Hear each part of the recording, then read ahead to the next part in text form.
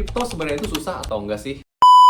Sebenarnya sifat-sifat apa aja sih yang diperlukan oleh seorang investor dari kripto? Dan tanpa sifat-sifat ini menurut gua agak susah nih bertahan di market kripto. So, tanpa berlama-lama lagi, yuk kita langsung masuk ke videonya.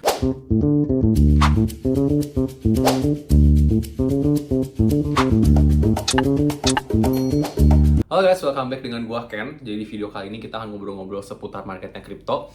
Jadi gua akan sedikit mungkin sharing apa yang gua tahu dan banyakkan orang yang udah ngobrol sama gua gimana sih supaya bisa bertahan di market kripto. Jadi sebenarnya ada 3 poin nih, atau 3 sifat yang bisa gue bilang itu diharuskan ya kalau misalnya kalian ingin menjadi investor kripto. Karena jujur investor kripto itu mungkin berbeda tipikalnya dengan investor-investor pada market lainnya seperti di saham atau di forex. Karena kripto ini tergolong suatu investment choice yang terbilang baru dibandingkan dengan jenis investasi lainnya seperti saham atau market forex dan lain-lain yang sudah ada dari tahunnya itu sudah lama, dari 1900-an. Dan menurut gue kripto ini cukup unik dan mungkin ada beberapa sifat-sifat dasar yang diperlukan nih untuk bermain kripto. Yang pertama menurut gue itu kalian harus memiliki tipe atau sifat investor yaitu investor long term. Jadi di market kripto itu sangat susah nih kalau misalkan kalian ingin pasti sukses tapi berharap keuntungannya itu cepat. Kenapa? Karena walaupun dibandingkan dengan jenis instrumen investasi yang lain, Bitcoin termasuk yang paling cepat dan yang paling tinggi growth-nya, tapi tetap diperlukan waktu. Nggak mungkin yang dalam waktu 2 bulan, 3 bulan, 6 bulan, bahkan even setahun pun itu mengharapkan keuntungan gitu. Jadi kita lihat aja Bitcoin itu bisa sampai sekarang ini growth-nya itu beribu-ribu persen itu dari tahun 2013 baru kelihatan perkembangannya gitu sampai ke sekarang bisa menyentuh ke angka 100.000 US dollar gitu. Jadi menurut gua kalau misalkan kalian yang mau terjun ke investment Bitcoin itu kalian harus benar-benar siapin mental kalian, nggak punya mindset kalau ingin cepet kaya. Karena kalau misalnya kalian tergiur ingin cepat kaya, biasanya malah jadi rungkat karena kalian akan jatuhnya main ke future atau kalian jatuhnya itu malah cepat-cepat take profit, udah gitu beli lagi dan malah marketnya turun gitu.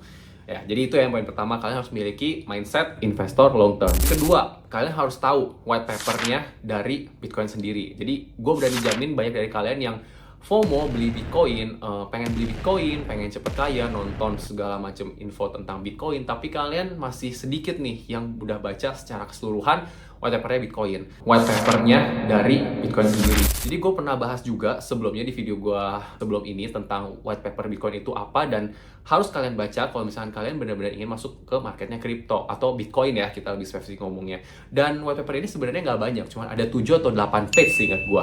Dari white paper ini kalian bisa mendapatkan behind logiknya kenapa kripto atau Bitcoin ini diciptakan dan sistemnya. Jadi sistemnya itu adalah jadi gimana caranya dia berdiri di atas blockchain-nya, gimana cara dia secure payment-nya, kenapa dia nggak mungkin bisa dihack, itu semua dijelaskan secara teknis dan secara sistematis gitu. Jadi kalian bisa tahu dan kalian bisa pede dan kalian bisa confident kalau misalkan kalian ingin invest di Bitcoin.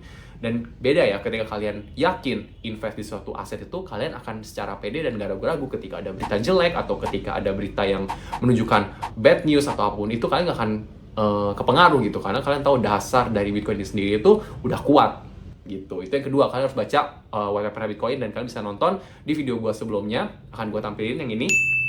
Kalian bisa dapat kalian tinggal cari aja dan kalian bisa dapat linknya dari video gue yang waktu itu yang tadi udah gue tunjukin. Kalian cari aja, ketik, udah itu kalian baca aja, itu nggak makan waktu lama kok, setengah jam juga beres. Dan yang ketiga yang paling penting adalah kalian nggak boleh FOMO dan harus sabar. Baik lagi, itu adalah sifat yang penting banget untuk semua jenis trading sih. Bisa di saham, bisa di forex, apalagi di kripto gitu.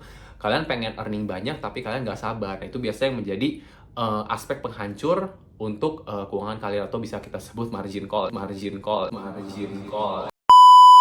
Jadi menurut gue sih kalau misalkan FOMO itu sebenarnya nggak perlu, asalkan kalian emang udah analisa. Kalau misalkan secara fundamental kalian yakin nih dengan white papernya, kalian lihat prospek-prospek di luar sana, negara sudah mengadopsi, perusahaan-perusahaan besar sudah membeli Bitcoin dengan nilai-nilai atau jumlah-jumlah yang gila-gilaan, terus kalian melihat juga secara teknikalnya juga bagus, emang dia lagi mau bullish dari segala macam indikatornya, RSI, dan yang lain-lainnya, menurut gue percaya aja gitu, jangan FOMO, jangan ikut-ikutan ketika orang pengen beli harga udah tinggi, dan jangan buang kalau misalkan orang takut harganya akan turun gitu. Kalian pede dengan analisa kalian sendiri, dan yang penting adalah sabar.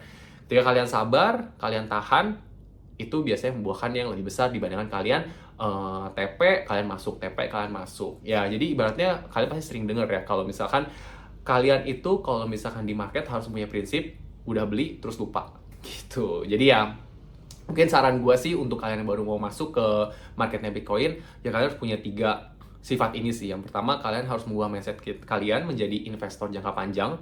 Yang kedua, kalian harus tahu dulu white paper Bitcoin itu seperti apa agar kalian tahu fundamentalnya itu untuk apa dan bagaimana kerjanya.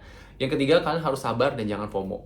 Nah gitu, jadi kalau misalnya kalian masuk market Bitcoin, kuatin dulu dasar-dasar ini dan gue jamin sih dengan melihat prospeknya Bitcoin sekarang, dia akan bisa naik terus sih untuk harganya dan untuk valuation-nya. Ya, kurang lebih seperti itu video gue kali ini. Buat kalian yang ingin tahu lebih lanjut atau kalian ingin diskusi, boleh tulis di kolom komen, akan gue balas dan kita akan discuss di komen. Oke, see you on the next video. Bye-bye!